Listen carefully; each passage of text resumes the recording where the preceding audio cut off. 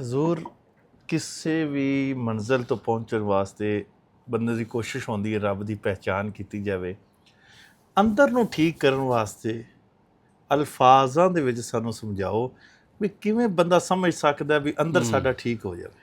ਵਾਹ ਮੁਫਤੀ ਸਾਹਿਬ, ਅੱਲਾਹ ਤਾਲਾ ਤੁਹਾਨੂੰ ਸਲਾਮਤ ਰੱਖੇ। ਇਹ ਉਹ ਮੌਜੂ ਛੇੜਿਆ ਜਿਹੜਾ ਅਮੂਮੀ ਤੌਰ 'ਤੇ ਬਿਆਨ ਨਹੀਂ ਹੁੰਦਾ। ਬਿਲਕੁਲ ਜੀ। ਦਿਲ ਨੂੰ ਅਸੀਂ ਸਿਰਫ ਇਸ ਅੰਦਾਜ਼ 'ਚ ਲੈਂਦੇ ਹਾਂ ਕਿ ਸ਼ਾਇਦ ਇਹ ਖੂਨ ਲੈਂਦਾ ਹੈ ਔਰ ਪੰਪ ਕਰਦਾ ਹੈ, ਮਗਰ ਤਸੱਵੁਫ ਦੇ ਵਿੱਚ ਇਹ ਕਲਬ ਹੈ ਮਰਕਜ਼ਾ। ਅਗਰ ਇਹ ਦਰੁਸਤ ਔਰ ਸਾਫ਼ ਹੈ ਤੇ ਬੰਦੇ ਦੇ तमाम ਆਮਾਲ ਵੀ ਦਰੁਸਤ ਨੇ ਔਰ ਬਦਨ ਵੀ ਦਰੁਸਤ ਹੈ।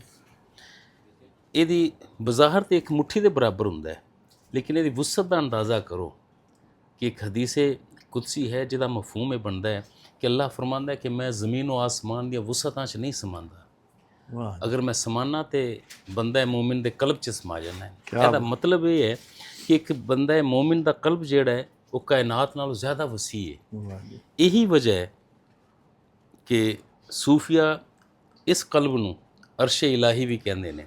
ਅੱਛਾ। ਕਿ ਅਨਵਾਰੋ ਤਜੱਲੀਆਤ ਇਲਾਹੀਆ ਦਾ ਨਜ਼ੂਲ ਔਰ ਜ਼ਹੂਰ ਕਲਬੇ ਮੂਮਿਨ ਤੇ ਹੁੰਦਾ ਹੈ। ਹੁਣ ਅਸਲ ਮਸਲਾ ਅੱਗੇ ਸ਼ੁਰੂ ਹੁੰਦਾ ਪਿਆ ਕਿ ਵੀ ਅਗਰ ਇਹ ਦਿਲ ਮੁਹੱਲੇ ਤਜੱਲੀਆਤ ਓ ਅਨਵਾਰ ਇਲਾਹੀਆ ਹੈ ਤੇ ਫਿਰ ਸਾਡਾ ਦਿਲ ਮੁਨੱਵਰ ਕਿਉਂ ਨਹੀਂ ਹੁੰਦਾ? ਬਿਲਕੁਲ ਸਰ ਸਵਾਲ ਤੇ ਹੈ।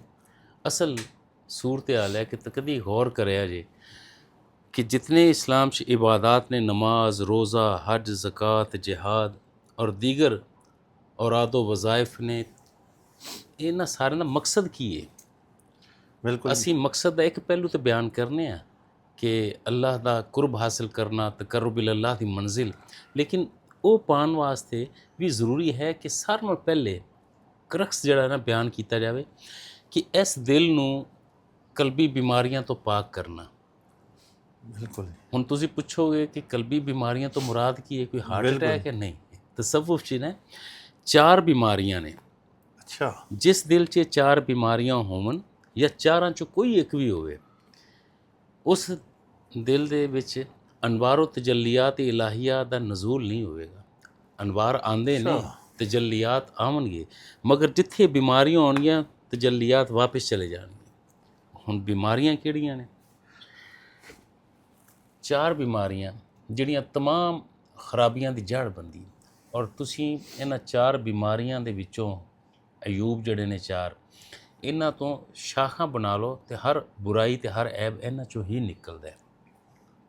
ਅਨਾ, ਨਹਨੂ, ਲੀ ਔਰ ਇੰਦੀ। ਇਹ ਦੁਬਾਰਾ ਹਜ਼ੂਰ ਇਹ ਪਹਿਲੀ ਦਫਾ ਇਹ ਚੀਜ਼ਾਂ ਜਿਹੜੀਆਂ ਸਾਹਮਣੇ ਆਈਆਂ ਨੇ ਵੀ ਦਿਲ ਦੇ ਵਿੱਚ ਇਹਨਾਂ ਚੀਜ਼ਾਂ ਨੂੰ ਖਿਆਲ ਕਰਨਾ ਪਵੇਗਾ। ਹਾਂ, ਇਹ ਉਹ ਚੀਜ਼ਾਂ ਨੇ ਜੀ, ਇਹ ਬਿਮਾਰੀਆਂ ਨੇ। ਇਹ ਬਿਮਾਰੀਆਂ ਨੇ। तमाम सूफिया जितनी रियाजत करते हैं उन्होंने मकसद ये होंगे कि यह चारों चीज़ां दिल चो कढ़ दी जाए। नंबर 1 अना, नहनू, ली और इंदी। ਹਜ਼ੂਰ ਇਹਨਾਂ ਦੀ ਵਜ਼ਾਹਤ ਕਰ ਦਿਓ ਥੋੜੀ ਜੀ ਨਾ, ਤਾਂ ਕਿ ਆਮ ਬੰਦਾ ਵੀ ਇਹਨੂੰ ਸਮਝ ਸਕੇ। ਠੀਕ। ਅਨਾ, ਜਦੋਂ ਕੋਈ ਵੀ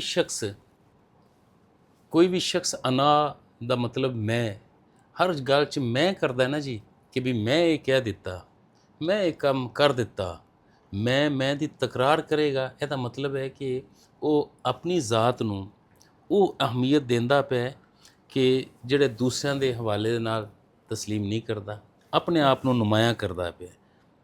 ਔਰ ਇਹ ਅੱਲਾਹ ਦੀ ਜ਼ਾਤ ਨੂੰ ਪਸੰਦ ਨਹੀਂ ਹੈ। ਅੱਛਾ। ਅਨਾ ਜਿੱਥੇ ਹੋਵੇਗੀ, ਅਨਾ ਤੋਂ ਮੁਰਾਦ ਕਿ ਖੁਦ ਪਸੰਦੀ, ਖੁਦ ਪਰਸਤੀ, ਉਸ ਜਗ੍ਹਾ 'ਤੇ ਅਨਵਾਰੋ ਤਜੱਲੀਆਤ ਇਲਾਹੀਆ ਦਾ ਨਜ਼ੂਲ ਨਹੀਂ ਹੁੰਦਾ। ਇਹੀ ਵਜ੍ਹਾ ਹੈ ਕਿ ਸੂਫੀਆ ਦੀ ਮਹਫਲ 'ਚ ਬੈਠ ਜਾਓ, ਸੂਫੀਆ ਇਹ ਤਾਂ ਜ਼ਿਕਰ ਕਰਨਗੇ ਕਿ ਜੀ ਇਸ ਫਕੀਰ ਦੀ ਵੀ ਗੱਲ ਸੁਣ ਲਓ। ਹਾਂ, ਇਸ ਫਕੀਰ ਨੇ ਇਹ ਜ਼ਿਕਰ ਕੀਤਾ। ਇਹ ਨਹੀਂ ਕਹਿਣਗੇ ਵੀ ਮੈਂ ਕਹਿ ਦਿੱਤਾ ਹੈ, ਮੈਂ ਸਮਝਾ ਦਿੱਤਾ ਹੈ। ਨਹੀਂ, ਸੂਫੀਆ ਦਾ ਇਹ ਅੰਦਾਜ਼ ਨਹੀਂ ਹੈ। ਦੂਸਰੀ ਹੈ ਨਹਨੂ, ਜਿਹਦੇ 'ਚ ਹਮ ਦੇ ਮਾਨੇ 'ਚ ਆਉਂਦਾ। ਇਹ ਲਫ਼ਜ਼ ਅੱਲਾਹ ਰੱਬੁਲ ਇੱਜ਼ਤ ਨੇ ਜਦੋਂ ਆਪਣੀ ਕਿਬਰਿਆਈ ਬਿਆਨ ਕਰਨੀ ਹੋਵੇ ਨਾ, ਆਪਣੀ ਬਰਤਰੀ, ਤੇ ਇਸਤੇਮਾਲ ਅੱਲਾਹ ਰੱਬੁਲ ਇੱਜ਼ਤ ਨੇ ਕੁਰਾਨ ਮੁਕੱਦਸ 'ਚ, ਕੁਰਾਨ ਸ਼ਰੀਫ 'ਚ ਆਪਣੀ ਜ਼ਾਤ ਵਾਸਤੇ ਰੱਖਿਆ ਹੈ। ਨਹਨੂ ਨਜ਼ਲਨਾ ਜ਼ਿਕਰਾ व इन्ना लहू लहाफ़िज़ून। ਜਦੋਂ ਕੋਈ ਬੰਦਾ ਖੁਦ ਮੁਤਕੱਬਰ ਹੋ ਜਾਵੇ, ਕਿਬਰ 'ਚ ਆ ਜਾਵੇ ਔਰ ਦੂਜਿਆਂ ਨੂੰ ਹਕੀਰ ਸਮਝੇ, ਇਹ ਉਹ ਬਿਮਾਰੀ ਹੈ ਕਿ ਜਿਸ ਦਿਲ 'ਚ ਕਿਬਰ ਹੋਏਗਾ, ਤਕੱਬਰ ਹੋਏਗਾ, ਅਨਵਾਰ ਤੇ ਤਜੱਲੀਆਤ ਇਲਾਹੀਆ ਦਾ ਨਜ਼ੂਲ ਨਹੀਂ ਹੋਏਗਾ। ਉਹ ਦਿਲ ਮਹਿਰੂਮ ਹੋ ਜਾਏਗਾ ਅਨਵਾਰ ਤੋਂ। ਅੱਲਾਹ